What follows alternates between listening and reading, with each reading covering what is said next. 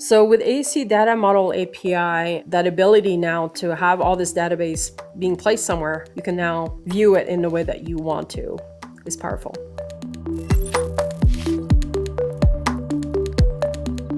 My name is Marie Hunter. I started Avixi about 9 years ago. The idea was to produce some solutions for real estate owners that have this real estate portfolio and they're not leveraging the data, especially the 3D data that is produced during design and construction. I have a degree in civil engineering, worked as an estimator, then got my feet wet with BIM, started my days with ArchiCAD, worked my way into Revit, and little did I know that within a few years I would become a software developer.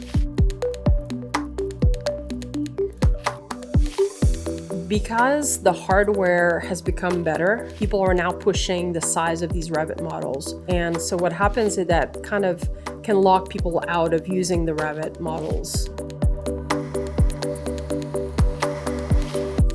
So with AC Data Model API, you can extract data from Revit without opening the Revit file. You can then take it whichever you want to. You can create queries that get to only the data that you need. And from there, you can build dashboards and looking to use different dashboards depending on who your stakeholder is.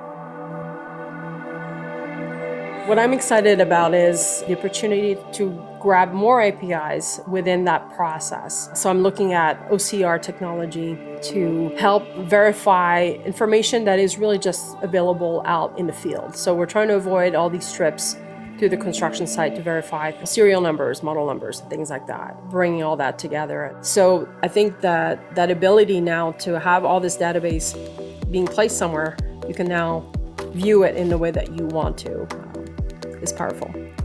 So the extraction just by itself is a 500% efficiency. You can't get better than that. And because now we have this ability to extract from and put data on the web, we can get more efficiency with the tool we develop from there. I expect quality control to follow the same efficiency as well. And so yeah, here we go. We're going to be competitive.